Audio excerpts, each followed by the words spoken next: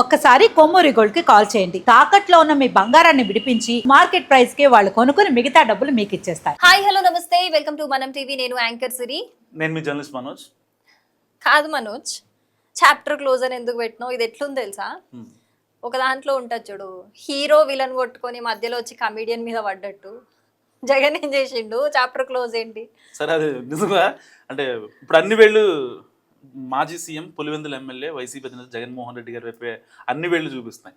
ఎందుకు అన్ని వేళ్ళు అంటే ఇప్పటికే మన ప్రశ్న రావణ్ అలియాస్ బచ్చలకూరి జోసెఫ్ అతను అరెస్ట్ అవ్వడం జరిగింది.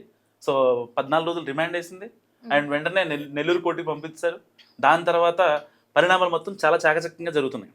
సో ఇలాంటి నేపథ్యంలో రిమాండ్ రిపోర్ట్ని కోర్టుకు సబ్మిట్ చేశారు పోలీసులు.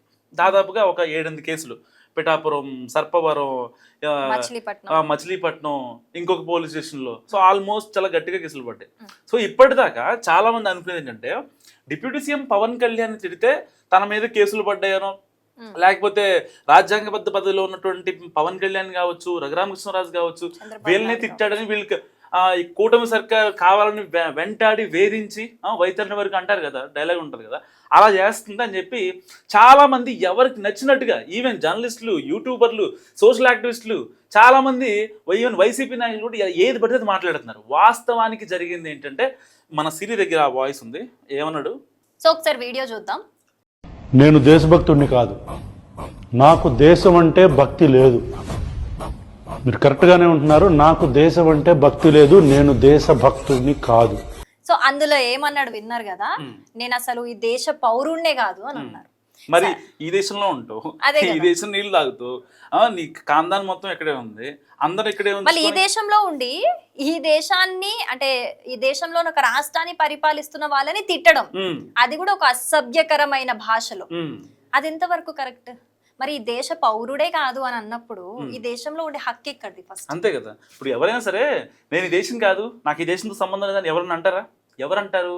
రాడికల్ భావజాలం, లేకపోతే నిషేధిత ఈ ఉగ్రవాద సంస్థలు, ఉగ్ర కార్యకలాపాలకి సంబంధం ఉన్న వాళ్ళు, వాళ్ళకి కదా. ఇప్పుడు ఇతని మీద పడిన కేసు ఏంటి? ఉపా చట్టం, అంటే రాజద్రోహం కేసు. ఏది బాహుబలిలో అంటారు కదా, రాజద్రోహం చేస్తే రాజకుటుంబీకులే రాజద్రోహం చేస్తే ఏం చేయాలి రాజమాత అని శివగామి అడిగితే అక్కడ ఉన్నటువంటి పెద్ద ఆయన చెప్తారనమాట, రాజకుటుంబీకులే రాజద్రోహం చేస్తే శాశ్వతంగా వెలివేయబడాలి రాజమాత అని అంటది కదా. సో ఆ సీన్ లాగే అనమాట ఇప్పుడు ఇది కూడా. ఇప్పుడు ఇతన్ని ఏం చేస్తారనేది చాలా హాట్ టాపిక్గా మారుతుంది. ఈవెన్ జడా శ్రవణ్ కుమార్ గారు కూడా, ఆయన కూడా ఒకటే మాట్లాడారు, ఎట్టి పరిస్థితుల్లో ఆయన మీద చాలా గట్టి కేసులు పెడుతున్నారు, కావాలనే ఆయన్ని యావజ్జీవమో లేకపోతే హ్యాంగ్ చేయడానికి ప్రయత్నిస్తున్నారని చెప్పి మాట్లాడుతున్నారు. నిజంగా ఆయన మాట్లాడిన మాటల వల్లే అండ్ ఆయన తరపున ఏదైతే జూన్ 28న అంటే ఒక్క చిన్న పాయింట్ సిరి, జూన్ 28న ఏదైతే వీళ్ళు సభ పెట్టుకొని మాట్లాడారో వాళ్ళంతా పరారీలో ఉన్నారు. ఇప్పుడు అంటే వాళ్ళే పరారీలో ఉన్నారు అని అంటే వాళ్ళ ఆల్మోస్ట్ తప్పు ఒప్పుకున్నట్టే కదా. ఎగ్జాక్ట్లీ, అంతే కదా. అసలు ఒక్కళ్ళు అంటే ఒక్కళ్ళు లేరు.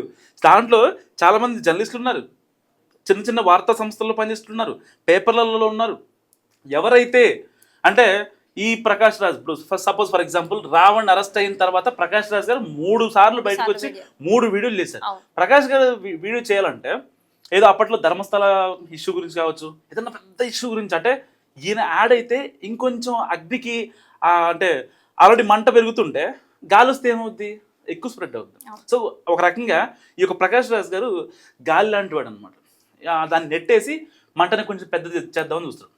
అలాంటి వ్యక్తుల్లో ఒకరైన ప్రకాష్ రాజ్కి కూడా ఇప్పుడు ఈ కేసులో ఉచ్చు బిగుస్తుందని చెప్పాలి. ఎందుకంటే రావణ్కి సంబంధించినటువంటి రిమాండ్ రిపోర్ట్లో అతని ఫోన్ డేటా, అతని కాల్ రికార్డింగ్స్, అతని వాట్సాప్ చాట్, ఏదైతే డిలీటెడ్ మెసేజ్ని కూడా వాటన్నిటిని రిట్రైవ్ చేశారు. ఎవరితో సంబంధాలు ఉన్నాయి, అసలు జూన్ 28న ఆ సభ ఎందుకు పెట్టారు? ఎందుకంటే రాజ్యాంగం ప్రకారం ఏదో దళితులు ఉంటారు, లేదంటే క్రిస్టియన్స్ ఉంటారు, అగ్రవర్ణాలు, అగ్రకులాలు ఉంటారు. ఎవరిదంటే ఇప్పుడు నువ్వు ఒక్కలో నేను ఒక్కలో, నీ ఒక్కలో నువ్వు నా ఒక్కలో. కానీ ఇప్పుడు నువ్వు సపోజ్ బాప్నిజం బ్రాహ్మణులు కాబట్టి దళిత బ్రాహ్మణి అని అనలేం కదా, ఎట్లా అంటాం? సో ఇప్పుడు కూడా ఆల్రెడీ వాళ్ళు దశాబ్దాలుగా అణిచివేయబడ్డారు కాబట్టి వాళ్ళ కోసం కొన్ని చట్టాలు వాళ్ళకి చాలా జాగ్రత్తగా చేశారు డాక్టర్ బిఆర్ అంబేద్కర్ గారు. ఇప్పటికి కూడా వాళ్ళ చట్టాల విషయంలో ఎవరు కూడా వాళ్ళని ఇబ్బంది పెట్టరు. ఎందుకంటే దశాబ్దాలు అంటే కొన్ని దశాబ్దాలు కాదు, కొన్ని వందల సంవత్సరాలు నిజంగా అణిచివేయబడ్డారు వాళ్ళు. వాళ్ళకి ఊత ఇవ్వడం కోసం వాళ్ళకి అన్నిట్లలో రిజర్వేషన్లు కావచ్చు, అన్ని పరంగా మంచిగా చేశారు. సో ఇప్పటికీ కూడా ఆ యొక్క క్యాస్ట్ ఈక్వేషన్స్ ఈ రోజుల్లో, ఈ 5G జనరేషన్లో ఎవరి మధ్య రావు. నేను ఒక్కలో ఉంటా, తన ఒక్కలో ఉంటుంది, మా కెమెరామెన్ ఒక్కలో ఉంటాడు, అందరూ కలిసిపోయి పని చేసుకుంటారు. వాళ్ళ పెళ్ళాం బిడ్డల కోసం వాళ్ళు కష్టపడి పని చేసుకుంటారు. కానీ ఇలాంటి టైంలో ఎట్టి పరిస్థితుల్లో దీన్ని ఒక కులాంతర చిచ్చుగా, ఎందుకంటే కులాలు మతాలు అనుకోండి ఈజీగా సెన్సిటివ్ ఇష్యూస్ కాబట్టి చాలా తొందరగా బయటకు వెళ్ళిపోతాయి. అదే వ్యక్తిగతంగా నేను ఒక మాట అన్నాను అనుకోండి, ఆ అమ్మాయి ఏమనుకుంటుంది, వీడెప్పుడు నన్ను అంటా ఉంటాడులే వాడంతే అని చెప్పి వెళ్ళిపోద్ది. అదే కనుక క్యాస్ట్ పరంగా లేకపోతే మతాల పరంగా ఎత్తుతాను అనుకోండి, ఆ అమ్మాయికి ఒక ఈగో ఉంటుందిగా, అది టచ్ అవుద్ది అనమాట. సో ఇప్పుడు అక్కడ టచ్ అయింది పవన్ కళ్యాణ్ గారికి. ఎందుకు పవన్ కళ్యాణ్ గారు టచ్ అయిందంటే సనాతన ధర్మాన్ని కాపాడటానికి కొంచెం ఆయన వంతు ఆయన పాత్ర చేస్తున్నారు. సో పవన్ కళ్యాణ్ ఎందుకు టార్గెట్ చేస్తున్నారంటే సనాతన ధర్మాన్ని మేదేసుకున్నాడు. ఇంతకుముందు లెఫ్ట్ భావాజాలం అని ఆయన కూడా చేగువేరా అని చెప్పి రెడ్ టవల్ మీదేసుకొని మాట్లాడితే అప్పుడు ఎవరు కూడా ఈ సామాజికవేత్తలు, సో కాల్డ్ సామాజికవేత్తలు ఎవరైతే ఉన్నారో తలుక్కుమని వచ్చేస్తారు మీదకి. నేను అంటున్నట్టున్నా మీకు వచ్చేస్తారు కదా వెంటనే. సో ఇలాంటి వాళ్ళు అసలు ఏం మాట్లాడేవాళ్ళు కాదు, చాలా హుందాగా ఉండేవాళ్ళు, భాయి భాయి అనుకుంటూ మాట్లాడుకునేవాళ్ళు. కానీ ఇప్పుడు సనాతన ధర్మాన్ని ఆయన వెనకేసుకున్నాడు కాబట్టి, సౌత్లో ఆయనకున్న ఇన్ఫ్లుయెన్స్ ప్రకారం సనాతన ధర్మాన్ని నెక్స్ట్ లెవెల్లో తీసుకెళ్తాడు కాబట్టి దానికోసం ఇప్పుడు ఆయన టార్గెట్ చేస్తున్నారు. రాజ్యాంగబద్ధ పదవా లేకపోతే ఇంకోటని కాదు, వీళ్ళకి దేశంలో మతపరమైన కులపరమైన చిచ్చులు పెట్టాలి. దానికోసం ఇప్పుడు వీళ్ళంతా చేస్తున్నటువంటి దళిత క్రైస్తవ పోరాటం ఏదైతే ఉందో ఆ సమర శంకారావం పెట్టుకుంటారు కదా, ఆ శంకారావం చేశారు.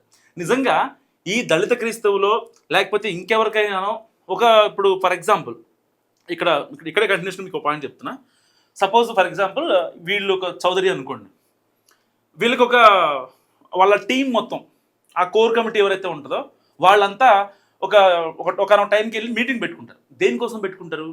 మన కులంలో ఎవరైతే ఉన్నారో హై లెవెల్లో ఉన్నటువంటి వాళ్ళు లో లెవెల్లో ఉన్న వాళ్ళని తీసుకెళ్ళాలి, వాళ్ళల్లో ఎవరికైనా జాబులు కావాలంటే ఎవరన్నా రిఫర్ చేయాలి, ఎవరన్నా వీసాల పరంగా ఇబ్బంది పడుతుంటే వాళ్ళకి ఆ వీసా క్లియరెన్స్ చేయించాలి తెలిసిన వాళ్ళ త్రూగా. లేకపోతే వాళ్ళకి ఏదైనా ఆడపిల్లలకి ఏదైనా పెళ్ళిళ్ళు, ఇంట్లో పెళ్ళిళ్ళు ఇబ్బంది పడుతుంటే సమ్ ఫినాన్షియల్గా ఏదన్నా కొంచెం సహాయం చేయడం, ఆడపిల్లల చదువులకో, ఎంబీబీఎస్కో, బీటెక్లకో, ఇంకోటో సమ్ వాళ్ళకి తోచినంత సహాయం చేయడం. అంటే వాళ్ళ దాని గురించి వాళ్ళు మాట్లాడుకుంటారు. మనం కొద్ది రోజుల్లో ఏదో అంటారు కదా, వన మహోత్సవాలు పెట్టుకుంటారు కదా, వనభోజనాలు.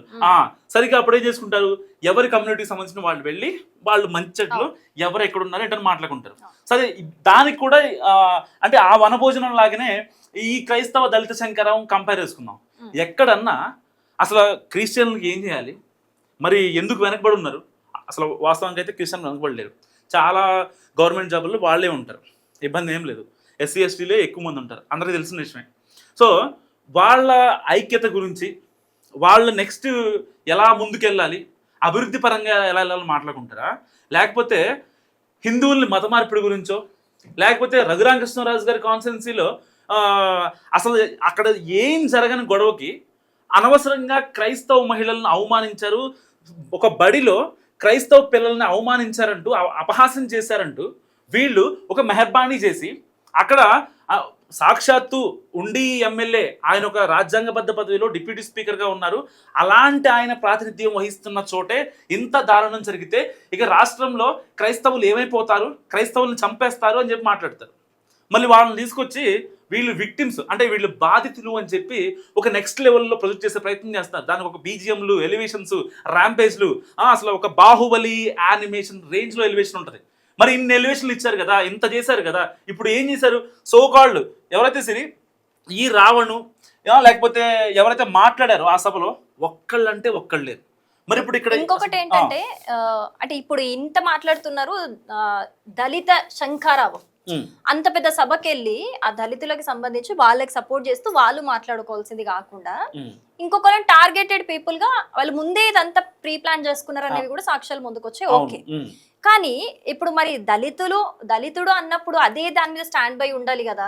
ఇప్పుడు ఏదో కొత్తగా మళ్ళీ వైఫ్ వీడియో పెట్టి, లేదు మేము అసలు ఖండిస్తున్నాను నేను దీన్ని, మేము దళితులం కాదు, మేము మాట్లాడినప్పుడు ఖండిస్తే బాగుండేది. అదే అప్పుడు మళ్ళీ రిటర్న్ లో గవర్నమెంట్ మా మీద కావాలని చేస్తుంది, మీరు ఇలా చేయడం కరెక్ట్ కాదు అని చెప్పి మళ్ళీ గవర్నమెంట్ నే అంటుంది ఆవిడ కూడా. కానీ అక్కడ వాళ్ళ భర్త ఏం చేశాడు, ఏం తప్పు చేశాడు, మరి ఆమెనే అడగొచ్చు కదా. సరే ఇప్పుడు కమ్మాసే అనుకుందాం, అంటే చౌదరీస్ అనుకుందాము అనుకున్నప్పుడు మరి వాళ్ళ వైఫ్ అడగాలి కదా, మరి నువ్వు దరిద్రుడని ఎందుకు చెప్పుకుంటున్నావు అని అడగాలి కదా. ఎందుకు అడగలేదు అంటే తినబద్దం చెప్తుందా, లేకపోతే రావణ్ అబద్ధం చెప్తున్నాడు? ఎగ్జాక్ట్లీ. ఆ రావణ్ మొన్న సరిగ్గా సాటర్డే ఈవినింగ్ అనుకుంటా ఒక వీడియో రిలీజ్ చేశాడు ప్రశ్నలో, దాదాపుగా 3 minutes డ్యూరేషన్ ఉంది. దాంట్లో ఎంత పొగరుగా మాట్లాడుతున్నాడంటే, ఇంకా చింత చచ్చిన పులుపు చావలేదు అంటారు కదా, ఒక సామెత ఉంటది కదా, అప్పటికి నన్ను చంపేయండి, నన్ను నా కోసం 100 మంది పోలీసు వాళ్ళని పెట్టారు, ఇంకా రాష్ట్రంలో వేరే సమస్యలు ఏమి లేవా, నా మీద పడ్డారు అని మాట్లాడుతుంది. నిజంగా ఎంత అపహాస్యం చేసినట్టు. ఒకటి ఇందులో ఎగ్జాంపుల్ తీసుకోవచ్చు, అంటే ఆయన చెప్పిన దానికి ఇప్పుడు ఫర్ సపోజ్ మన ఇంట్లో ఏదన్నా ప్రాబ్లం వచ్చింది, ఏదో దూరింది, ఏదో అయింది, అప్పుడు అన్నప్పుడు మనకి కూడా ఇంట్లో చాలా 1,00,000 ప్రాబ్లమ్స్ ఉంటాయి. మనం ఇప్పుడు ఇన్స్టాంట్ గా వచ్చిన ప్రాబ్లం మీద కాన్సన్ట్రేట్ చేస్తామా, లేకపోతే సరే ఫర్ సపోజ్ వర్షం పడి వాటర్ నిండిపోయినాయి, ఇప్పుడు అది క్లియర్ చేసుకోవాలని చూస్తామా, లేకపోతే నాకు కష్టాలు ఉన్నాయి, నాకు 10 లక్షలు అప్పు ఉందని దాని మీద కాన్సన్ట్రేట్ చేస్తామా? మినిమం లాజిక్ కదా అది. సో ఇక్కడ కూడా అదే జరుగుతుంది. ప్రెసెంట్ ప్రాబ్లం ఏంటి అనే దాని మీద ఎవరు ఫోకస్ అయినా ఉంటుంది కదా. సో ప్రెసెంట్ ప్రాబ్లం అదే. జనాలందరూ కూడా దీన్ని తప్పు పడుతున్నారు. జనాలందరూ కూడా అసలు ఏంటి ఈ భాష పద్ధతి, ఇలా చేస్తేనే, చాలా మంది జనాల నుంచి వస్తున్న ఒపీనియన్ కూడా ఇలా చేస్తేనే ఇంకొకరు ముందుకు రాకుండా ఉంటారు, ఇంకొకరు నోరు జారాలన్నా కూడా ఖచ్చితంగా ఆలోచిస్తారు అని మాట్లాడుతున్నారు. ఈ మొత్తం సినారియోలో పెద్ద ట్విస్ట్ ఏంటి అని అంటే, మన అయ్యగారు సో వీళ్ళ వెనక ఆయనే ఉన్నారు అన్నట్టు కూడా పోలీసులు అనుమానం వ్యక్తం చేస్తున్నారు. సో అది మళ్ళీ తిప్పి మాజీ సీఎం జగన్ గారి దగ్గరకు వచ్చే ఆగింది. ఎగ్జాక్ట్లీ కదా. సో ఇప్పుడు ఒకవేళ ఆయన అంటే చాలా మందికి డౌట్లు వస్తుండొచ్చు, ఇప్పుడు ఈయన మీద మరి రాజద్రోహం కేసు పెట్టారు రావణ్ పైన, రేపొద్దున ఒకవేళ ప్రకాష్ రాజ్ కూడా లేదు ఆయన కూడా మాట్లాడారు, ఎందుకంటే రావణ్కి ప్రకాష్ రాజ్కి మధ్య ఆయన ట్వీట్ చేస్తున్నా కూడా రావణ్తో మాట్లాడి ట్వీట్ పెట్టడం ఇలాంటివి చేశారు కాబట్టి వాళ్ళిద్దరి మధ్య ఒక మంచి బాండింగ్ ఉంది. సో వాళ్ళ కాల్స్ కూడా రికార్డ్ అయినవి ఏవైతే ఉంటాయో వాళ్ళ చాట్ హిస్టరీ మొత్తం రిట్రైవ్ చేశారు. తీసిన తర్వాత ప్రకాష్ రాజ్కి కూడా ఉచ్చు బిగుస్తుంది. అసలు వీళ్ళందరి వెనకాల ఈ రాడికల్ టీం ఎవరైతే ఉన్నారో సంఘ విద్రోహ శక్తులుగా, నాకు దేశం అంటే నాకు భక్తి లేదు, నేను వేరే మతాన్ని కించపరుస్తా, సనాతన ధర్మాన్ని పిచ్చిగా మాట్లాడతా, అసలు ఆ మాట్లాడడానికి కూడా నిజంగా చాలా దారుణంగా ఉంటుంది. అంత దారుణంగా సనాతన ధర్మాన్ని మాట్లాడాడు. సో అండ్ రాముడు గురించి, సీత గురించి, అండ్ ద్రౌపది చీరలాడడం గురించి ఎంత అంటే విరక్తి పుట్టే ఎగ్జాంపుల్స్ చెప్పాడంటే. కానీ వాడు రావణ్ అని పేరు పెట్టుకున్నాడు కదా జోసెఫ్ అయినా కూడా. ఇంకొక లింకప్ ఏంటి అని అంటే, సనాతన ధర్మానికి సంబంధించి రావణుడు సరే రాక్షసుడు కావచ్చు, కానీ రావణుడు కూడా సనాతన ధర్మానికి సంబంధించి శివుడికి అపారమైన భక్తుడు. ఎగ్జాక్ట్లీ. మరి అది తెలీదా పేరు పెట్టుకున్నప్పుడు? జోసెఫ్ అనే పేరు బానే ఉంది కదా, మరి రావణ్ అని పెట్టుకున్నప్పుడు అంటే నువ్వు సనాతన ధర్మానికి సంబంధించిన వ్యక్తివా? కాదు కదా. నువ్వు దాన్ని ఖండిస్తున్నావు అని అన్నప్పుడు నువ్వు అట్లీస్ట్ ఆ చరిత్ర మొత్తం తెలుసుకోనన్నా పేరు పెట్టుకోవాలి. సోషల్ మీడియా దుమ్ము లేపుతున్నారు. బయటేమో ఈ అమ్మాయిలతో ముద్దులు పెట్టుకోవడాలు, అమ్మాయిల్ని ట్రాప్ చేయడాలు, వాళ్ళని గెస్ట్ హౌస్కి పిలిపించుకోవడాలు, లేకపోతే బయటకు తీసుకెళ్ళడాలు, వాళ్ళని హెరాస్ చేయడాలు చేస్తున్నాడు. ఈ వీడియోలో ఏమో అసలు ఎక్కడ లేని నీతులు వస్తాయి అన్నమాట. వీళ్ళు కదా, వీళ్ళు ఎందుకు వచ్చారు, వాళ్ళు ఎందుకు మాట్లాడతారు అని చెప్పి నెక్స్ట్ లెవెల్లో ఎదుటి వాళ్ళని 420 అయినా అనేస్తాడు. ఎందుకంటే ఇతను ఒక జర్నలిస్ట్ కాదు, బేసిక్గా ఇతను ఒక యూట్యూబర్. ఇతనికి కామన్ సెన్స్ ఉండదు, ఏదైనా మాట్లాడేస్తాడు, ఏదైనా చెప్తాడు, ఆ టైంకి ఎవరినైనా చెప్తాడు. అసలు ఏంటంటే రాముడు అడవిలో అడుక్కు తిన్నాడట. రాముడు అసలు మనందరం సనాతన ధర్మంలో సీతారాముల వారంటే ఎంత పవిత్రంగా భావిస్తామో, రాముడు అడుక్కు తిన్నాడట అడవిలో. అసలు అది నిజంగా హిందువులు యాక్సెప్ట్ చేసే వర్డ్స్ ఏనా ఇవి? అంటే నువ్వు హిందువుల గురించి ఎంత ఘోరంగా మాట్లాడుతున్నావు, అసలు ఇది యాక్సెప్టబులే కాదు. ఇంకా సనాతన ధర్మం గురించి ఏమేమన్నాడో మాట్లాడితే నిజంగా మనం కూడా బూతులు మాట్లాడాల్సి వస్తుంది. ఒక ఛానల్ దగ్గర ఆల్రెడీ ఇతనికి సంబంధించిన ప్రూఫ్స్ అన్నీ ఉన్నాయి. ఏది ఆ అమ్మాయి ఎవరైతే ఉన్నారో ఆ బాధిత మహిళ, సో ఆ అమ్మాయి వీడియోలు ఏమి చూపించలేము. సో కానీ మొత్తం సాలిడ్ ఎవిడెన్స్ ఉన్నాయి. ఆ వాయిస్ రికార్డులు కావచ్చు, ఇంకోటి కావచ్చు. కానీ ప్రశ్నిస్తా, నేను ఎట్టి పరిస్థితుల్లో నాకు సమాధానం చెప్పాలి. నిజంగా అంటే ప్రశ్నించడం వేరు, దూషించడం వేరు. ఇక్కడ దూషణలే ఉన్నాయి తప్ప పర్సనల్ అటాకింగ్ ఉంది తప్ప ఎక్కడ ప్రశ్న అనే మా ఇది లేదు అసలు. నిజంగా ఆ ప్రశ్న అనే ఛానల్లో ప్రశ్నలు ఉండవు. ఎంతవరకు వాళ్ళకు సంబంధించిన వాళ్ళ స్వలాభం కోసం, వాళ్ళ రాజకీయాల కోసం వీళ్ళు సమిధిలాగా మారుతున్నారు తప్ప అల్టిమేట్గా ఇప్పుడు మరికొద్ది రోజుల్లో ఆరు మరికొద్ది గంటల్లో, ఎందుకంటే ఏపీ కూటమి సర్కార్ కూడా ఈ కేసుని చాలా స్ట్రాటజికల్గా తీసుకుంది. సో పర్టికులర్గా దీని వెనకాల ఎవరున్నారు, ఇంత పెద్ద ఎత్తున సభ పెట్టి పోలీసు అనుమతి లేకుండా, లేదంటే రాజ్యాంగంలో లేనటువంటి దళిత క్రైస్తవ శంఖారావం అనే ఒక వర్డ్ని జోడించి దాన్ని అనుసంధానం చేసుకొని ఒక నెక్స్ట్ లెవెల్లో పోలీసులు అక్కడికి వచ్చి ఏదైతే వీళ్ళు 28న ఒక సభ పెట్టారో ఆ సభ దగ్గరికి వచ్చిన పోలీసులు, బందోబస్తు ఇవ్వడానికి వచ్చిన పోలీసులు కూడా రావణ ఏమంటాడో తెలుసా, చెప్పుకోండి వెళ్ళి మీ బాసులకి చెప్పుకోండి, మేము చెప్పింది చెప్పండి పోలీసులు. అంటే అంత బలుపు మాటలు నిజంగా అవసరమా అనేది చాలా మందిలో రేజ్ అవుతున్న క్వశ్చన్. సో ఏదైనప్పటికీ అటు తిరిగి మూలిగే నక్క మీద తాటిగా పడ్డట్టు ఇప్పుడు జగన్మోహన్ రెడ్డి గారికి అంటుకుంది ఈ ఎంటైర్ ఈ యొక్క రావణ్ కేసు వ్యవహారం. సో ఏంటి జగన్మోహన్ రెడ్డి గారికి ఏం సంబంధం?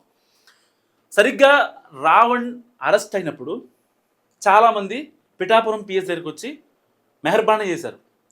జనసేన కార్యకర్తలు కొట్టారని, జనసేన కార్యకర్త ముక్కు బాలేదని, పవన్ కళ్యాణ్ ఒక మాట అన్నారని. వాళ్ళందరూ రావణ్ ఫాలోవర్స్ కాదు, లోకల్గా ఉన్నటువంటి పిఠాపురంలో లోకల్గా ఉన్నటువంటి ఆ పక్క ఊళ్ళకి సంబంధించినటువంటి ఈ వైసీపీ కార్యకర్తలు, వైసీపీ అభిమానులు. వాళ్ళు వచ్చి తర్వాత సీసీ కెమెరాలు తీశారట సిరి ఆ పిఠాపురం పిఎస్ దగ్గర, పక్కన సర్పవరం పిఎస్ దగ్గర. అసలు ఎవరు వచ్చారు? రావణ్కి సపోర్ట్గా వచ్చి 4-5 అంట. దాంట్లో ఒక 2-3 జర్నలిస్టులు ఉన్నారు, ఒక 2 లాయర్లు ఉన్నారు, అంటే లాయర్ ఉంటారు కదా బేసిక్గా. సో వాళ్ళు తప్ప అంత పెద్ద ఎత్తున కార్యకర్తలు ఎందుకు వచ్చారు, అసలు ఎలా వస్తారు వాళ్ళకి? ఎందుకంటే రావణ్ దగ్గర వచ్చింది పోలీసులు మాత్రం తెలుసు, మహా అయితే ఇంట్లో వాళ్ళు వాళ్ళ కన్సర్న్ లాయర్కో ఎవరికైనా ఇస్తారు. ఇప్పుడు నాకే ఏదైనా అయిందనుకో, నీకు మాత్రం తెలుసు కాబట్టి నువ్వేం చేస్తావు, ఒక లాయర్ని అటాచ్ చేస్తావు. ఇంతవరకు వచ్చే అవకాశం ఉంది, అంత పెద్ద ఎత్తున వచ్చే అవకాశం ఎవరికి తెలియదు కూడా. అర్ధరాత్రి టైంలో కదా అరెస్ట్ అయింది. అసలు ఫస్ట్ ఆఫ్ ఆల్ ఇక్కడ చిన్న లాజిక్ ఏంటంటే రావణ్ అనే పర్సన్ కూడా ఆ సభలో అట్లా ప్రీ ప్లాన్డ్ గా మాట్లాడడానికి రీజన్ కూడా ఒక ఇమేజ్ క్రియేట్ చేసుకోవడానికి, అరెస్ట్ అవ్వాలి, బయట ఏవో జరిగిపోవాలి, దాంతో నాకు ఇమేజ్ వస్తుంది అని చెప్పి వాళ్ళు ప్రీ ప్లాన్డ్ ఇదంతా. సో అలా అన్నప్పుడు అంత పెద్ద ఎత్తున ఎవరు వస్తారు ఇమేజ్ లేనిది? సో వాళ్ళంతా వైసీపీ కార్యకర్తలే. ఆ వైసీపీ కార్యకర్తలు అక్కడ కావాలని ఒక గొడవ క్రియేట్ అయితే ఇది శాంతి భద్రతకు విఘాతం కలుగుతుంది ఫస్ట్ థింగ్. అండ్ తర్వాత ఏదైతే జడా శ్రవణ్ గారు, యాక్చువల్ ఇక్కడ ప్లేస్ లేదని చెప్పి ఆయన ఆ మహానుభావుడి పేరు పెట్టలేదు, ఆయన మాజీ జడ్జి గారు, ఆయన అంటే నాకు చాలా ఇష్టం, చాలా బాగా మాట్లాడతారు, మంచి వాగ్దాటి కూడా. అలాంటి వ్యక్తి అంతకు ఏదైతే జూన్ 28న వీళ్ళు సభ పెట్టడానికి ముందు ఆల్రెడీ ఒక ప్లాన్ వేశారు, నెక్స్ట్ లెవెల్లో ప్లాన్. మరి ఎక్కడ వేసారో తెలీదు. దానికి సంబంధించి ఫుల్ ఆడియో కూడా ఈ మహాసేన్ రాజేష్ గారు ఆయన రిలీజ్ చేస్తుందని చెప్పాడు. ఏది జడా శ్రవణ్ కుమార్ గారు కనుక ఆ ఆడియో నాది కాదు చేశారు అని చెప్తే, సో దానికి సంబంధించి ఈ క్రైస్తవ సంఘాలలో మాట్లాడుకుంటూ ఉంటారు సరే, ఏమని మనం ఎప్పుడు ఇలాగే ఉండాలా, ఇంకా మనం మారమా, మన బతుకులు ఇంతేనా, ఒకరికి అప్పట్లో ముద్రగడ పద్మనాభం గారు కాపుల కోసం ఎంత కష్టపడ్డారు, సో అలాంటి స్టైల్లో మీరు కూడా వెళ్ళాలి. 6% ఓట్ బ్యాంక్ ఉన్న Pithapuram MLA Pawan Kalyan deputy CM అయితే లేనిది, జడ్జి చదువుకున్నా, జడ్జిగా చేశా, నేను డిప్యూటీ సీఎం అయితే తప్పేంటి, నా వెనకాల 10% ఉన్నారు అని చెప్పి నేను కూడా ఉప ముఖ్యమంత్రి అవుతా అని చెప్పి జడా శ్రవణ్ కుమార్ గారు చేసిన వ్యాఖ్యలు నిజంగా రాజకీయంగా అంటే కాస్త అంటే ఆయన ఎలా మాట్లాడతారో మనందరూ తెలుసు. ఆయన ఒక మాట మాట్లాడారంటే దానికి సంబంధించి ఏదో ఉన్నట్టే. సో అలాంటి వ్యక్తి గతంలో ఐ డ్రీమ్లో ఇచ్చిన ఇంటర్వ్యూలో నాగరాజు గారు ఒక ఇంటర్వ్యూ చేశారు. సో ఆ నాగరాజు గారు ఏం అడిగారంటే, మీకు టీడీపీతో ఎందుకు గొడవలు ఏంటి అంటే, ఆయన ఒక మాట చెప్పారు డైరెక్ట్గానే, 2 కోట్లు అడిగారు కదా అని చెప్పి నాగరాజు గారు అడిగితే జడా శ్రవణ్ కుమార్ గారు 2 కాదు 5 అని చెప్పాడు. అంటే డబ్బులకు అమ్ముడుపోయినటువంటి మాజీ జడ్జి జడా శ్రవణ్ కుమార్ గారు మరి వేరే వాళ్ళని ఎలా దూషిస్తారు? మీరు నిజంగా నీతిగా నిజాయితీగా ఒక మీకంటూ క్రెడిబిలిటీ ఉంటే మీరు ఎవరిని విమర్శించాల్సిన అవసరం లేదు కదా. సో ఆయన విమర్శల్ని ఇప్పుడు చాలా ఎవరు కూడా సీరియస్ తీసుకోవట్లేదు. మహాసేన రాజేష్ ఒక కౌంటర్ ఇస్తే ఇప్పుడు 3 రోజులు అవుతుంది, జడా శ్రవణ్ కుమార్ గారు ఎక్కడా కూడా దానికి సంబంధించి మాట్లాడట్లేదు. అండ్ ఆల్మోస్ట్ ఏదైతే ఆ జడా శ్రవణ్ కుమార్ గారి బ్యాచ్ కావచ్చు, రావణ్ గారి బ్యాచ్ కావచ్చు, ఈ బ్యాచ్ మొత్తం ఇప్పుడు పరారీలో ఉంది, ఎవరు ఎక్కడక్కడ కనిపించే పరిస్థితి లేదు. సో వాళ్ళందరూ వెళ్ళిపోయారు కాబట్టి ఇప్పుడు జగన్మోహన్ రెడ్డి గారు ఎంట్రీ ఇచ్చారు. ఎలా? హే రామ్ సేవ్ ఆంధ్రప్రదేశ్. ఆంధ్రప్రదేశ్లో చాలా దారుణాలు, అక్రమాలు, అరాచకాలు జరుగుతున్నాయి. నిజంగా దారుణాలు అక్రమాల అరెస్టులు జరిగాయి. ఎప్పుడు 2019 నుంచి 2024 వరకు. ఆ తర్వాత లేకపోతే ఒక ఎమ్మెల్సీ వాళ్ళ డ్రైవర్ని ఎస్సీ ఎస్టీ కమ్యూనిటీకి అని చెప్పి వాడిని చంపేసి డోర్ డెలివరీ చేయడం, శిరోముండనం కేసులు, లేకపోతే ఒక మంచి డాక్టర్ని మాస్క్ వెళ్ళదనే పాపానికి పిచ్చోడు అని చెప్పి అతన్ని చంపేయడం, నడి రోడ్డు మీద కుక్కను కొట్టి చంపేయడం, ఇలాంటి ఎన్ని చూడలేదు వైసీపీ గవర్నమెంట్లో. ఇవాళ నిజంగా కూటమి సర్కార్లో ఒకవేళ ఏదైతే ఉండిలో సమ్ స్కూల్ పిల్లల్ని ఇబ్బంది పెట్టారని చెప్పి మాట్లాడుతున్నారు కదా, ఆ ఇష్యూ కావచ్చు, పిఠాపురంలో క్రైస్తవుల్ని మత మార్పిడి చేశారని చెప్పి, లేదంటే క్రైస్తవుల్ని ఇబ్బంది పెట్టారని, అలాంటి ఏ ఒక్కటైనా అఫీషియల్గా అసలు రికార్డ్ అయిందా ఒక కంప్లైంట్? ఎక్కడా కూడా నో రికార్డ్స్. ఇవన్నీ ఆఫ్ ద రికార్డ్ మాటలే వీళ్ళు మాట్లాడుకునేవి. సో ఫైనల్గా ఇప్పుడు అయితే రావణ్ రిమాండ్ రిపోర్ట్లో అది చాలా కాన్ఫిడెన్షియల్, అంటే కొంచెం మాత్రమే బయటకు వస్తే మొత్తం బయటకి ఇచ్చే ఛాన్స్ ఉంటుంది, అది పబ్లిక్ డొమైన్లో ఉంటుంది కాబట్టి. సో ఇప్పుడు తీగ లాగితే డొంక కదిలే అవకాశం చాలా క్రిస్టల్ క్లియర్గా కనిపిస్తుంది. సో దీని వీళ్ళకి ఫండింగ్ ఎవరు, అసలు ప్రశ్నకి అంత డబ్బు ఎలా వస్తుంది, అండ్ బౌన్సర్లని అండ్ ఒక స్కార్పియో కార్ మెయింటైన్ చేసేంత ఇది కేవలం ప్రశ్న యూట్యూబ్ ఛానల్ నుంచి వస్తుంది. అతని ట్రాన్సాక్షన్స్ కావచ్చు, అతని కాల్ హిస్టరీస్ కావచ్చు, చాట్స్, సో వాటన్నిటిని రిట్రైవ్ చేశారు. ఎట్టి పరిస్థితుల్లో దీని వెనకాల ఉన్నదని చెప్పి ఇటు సరే పార్టీలకు అతీతంగా చాలామంది జగన్మోహన్ రెడ్డి గారని చెప్తున్నా, కానీ అది ఆఫ్ ద రికార్డ్లో ఉన్నటువంటి ఇన్ఫర్మేషన్, కానీ పోలీసులు కన్ఫర్మ్ చేయాల్సింది దీన్ని. సో మేము డైరెక్ట్గా జగన్ గారు అని చెప్పట్లేదు, కానీ చాలామంది చెప్తున్న ఇన్ఫర్మేషన్ జగన్ గారు దీని వెనకాల ఉన్నారని. నిజంగా జగన్మోహన్ రెడ్డి గారు కనుక దీని వెనకాల ఉంటే ఇక 2029లో వచ్చే 11 సీట్లు కూడా రావు. ఒకటి ఇక అది జగన్మోహన్ రెడ్డి గారా ఇంకెవరు అనేది మీరేమనుకుంటున్నారో తప్పకుండా కమెంట్ చేయండి. చూస్తూనే ఉండండి మన టీవీ.